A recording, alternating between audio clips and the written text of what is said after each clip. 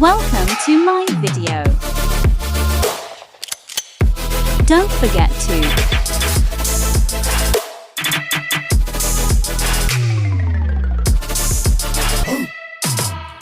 Bismillahirrahmanirrahim. Assalamualaikum warahmatullahi wabarakatuh. Halo semuanya, perkenalkan nama saya Ais Kartini dari kelas 1B dengan NPM 2051622, Program Studi Pendidikan Matematika Institut Pendidikan Indonesia Garut.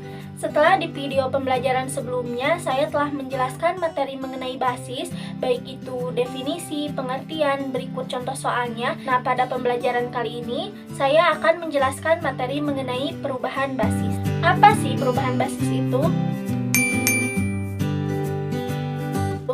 Penasaran kan? Simak video selanjutnya ya. Nah, di sini ada teorema mengenai perubahan basis di ruang N, di mana jika ada himpunan S yang memiliki anggota vektor Pi1, vektor Pi2 hingga vektor Pn yang merupakan basis untuk ruang vektor Pi, maka setiap vektor yang terletak di Pi dapat dinyatakan dalam bentuk Pi sama dengan C1 Pi1 ditambah C2 Pi2 hingga Cn Pn yang persis mempunyai satu cara. Nah, jika himpunan S yang memiliki anggota vektor Pi1, vektor Pi2 hingga vektor Pn yang merupakan basis untuk ruang vektor Pi yang berdimensi berhingga dan persamaannya yaitu Pi sama dengan C1 Pi1 ditambah C2 Pi2 hingga Cn Pn adalah pernyataan untuk Pi dalam basis S. Maka skalar C1, C2 hingga Cn dinamakan koordinat Pi relatif terhadap basis S. Vektor koordinat dari Pi relatif terhadap S dinyatakan Ps dan merupakan vektor di ruang N yang didefinisikan oleh Ps sama dengan C1, C2 hingga Cn. Nah, selanjutnya di sini ada perubahan basis di ruang 2, di mana jika terdapat dua buah basis yaitu B dan B aksen, di mana B-nya itu memiliki anggota A1, A2 dan B aksennya itu memiliki anggota B1 dan B2 pada ruang 2, dan suatu vektor W merupakan anggota ruang 2, maka matriks koordinat vektor W relatif terhadap basis B sama dengan matriks koordinat vektor B1 relatif terhadap basis B. Kemudian matriks koordinat vektor B2 relatif terhadap basis B dikalikan dengan matriks koordinat vektor W relatif terhadap basis B aksen, atau matriks koordinat vektor W relatif terhadap B aksen sama dengan matriks koordinat vektor A1 relatif terhadap B aksen, kemudian matriks koordinat vektor A2 relatif terhadap B aksen dikalikan dengan matriks koordinat vektor W relatif terhadap basis B aksen. Dengan catatan, matriks koordinat vektor B1 relatif terhadap matriks B, kemudian matriks koordinat vektor B2 relatif terhadap basis B, itu disebut dengan matriks transisi dari B aksen ke basis B. Kemudian matriks koordinat vektor A1 relatif terhadap basis B aksen, kemudian matriks koordinat vektor A2 relatif terhadap B aksen, ini disebut dengan matriks transisi dari basis B ke basis B aksen.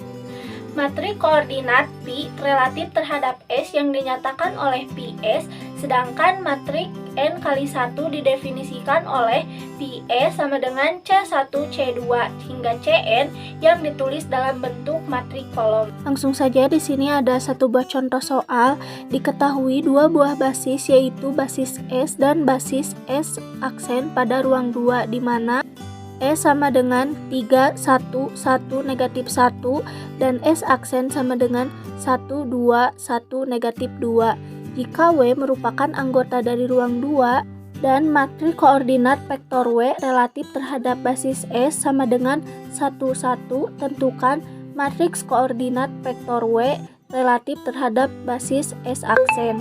Nah, sekarang kita jawab untuk pemisalannya. Misal S sama dengan A1, A2, dan S aksen sama dengan B1, B2. Maka A1 sama dengan 3, 1, A2 sama dengan 1, negatif 1, B1 sama dengan 1, 2, dan B2 sama dengan 1, negatif 2. Nah, yang tadi ditanyakannya itu yaitu matriks koordinat vektor W relatif terhadap basis S aksen. Nah, seperti yang tadi sudah dijelaskan, di sini kita mendapatkan rumus yaitu matriks koordinat vektor W relatif terhadap S aksen sama dengan matriks koordinat vektor A1 relatif terhadap basis S aksen, kemudian matriks koordinat vektor A2 relatif terhadap S aksen dikalikan dengan matriks koordinat vektor W relatif terhadap basis S.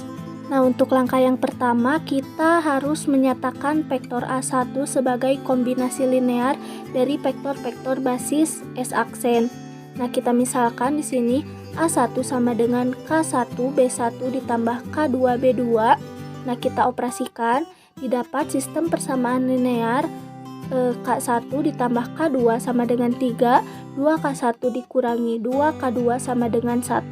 Nah, selanjutnya setelah tadi didapatkan sistem persamaan linear, langkah selanjutnya kita menggunakan operasi baris elementer.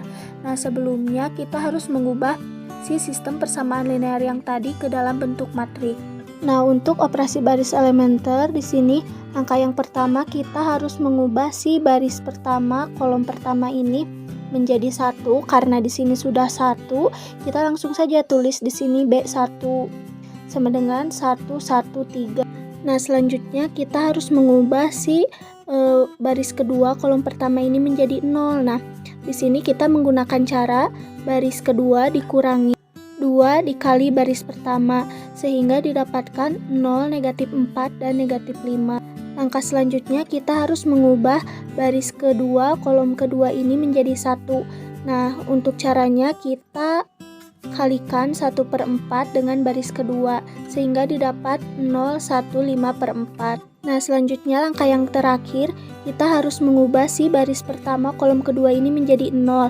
Karena di sini 1, maka kita menggunakan cara baris pertama dikurangi B2B atau baris 2 baru sehingga didapat 107/4. Nah, dari operasi tadi sehingga didapat K1 sama dengan 7/4 dan K2 sama dengan 5/4 sehingga A1 sama dengan K1B1 ditambah K2B2 didapat A1 sama dengan 7/4B1 ditambah 5/4B2. Maka matriks koordinat vektor A1 relatif terhadap basis S aksen adalah 7/4, 5/4. Selanjutnya, nyatakanlah vektor A2 ini, maaf ada kesalahan, seharusnya di sini itu vektor A2 sebagai kombinasi linear dari vektor-vektor basis S aksen. Nah, misalkan A2 sama dengan K1B1 ditambah K2B2. Nah, kita operasikan seperti yang tadi sehingga didapat sistem persamaan linear K1 ditambah K2 sama dengan 1, 2K1 dikurangi 2K2 sama dengan negatif 1. Nah, selanjutnya setelah didapatkan sistem persamaan linear yang tadi, kita sekarang menggunakan operasi baris elementer seperti yang tadi. Untuk cara-caranya masih sama seperti yang tadi, cuman di sini ada perbedaan di kolom ketiganya saja. Nah, sehingga didapatkan K1 sama dengan 1/4 dan K2 sama dengan 3/4 sehingga A2 sama dengan K1B1 ditambah K2B2 didapatkan 1/4B1 ditambah 3/4B2. Maka matriks koordinat vektor A2 relatif terhadap basis S aksen adalah 1/4, 3/4.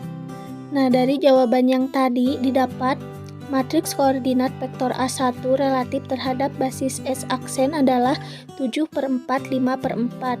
Kemudian, matriks koordinat vektor A2 relatif terhadap basis S aksen adalah 1/4, 3/4. Nah, selanjutnya kita masukkan ke dalam rumus seperti ini.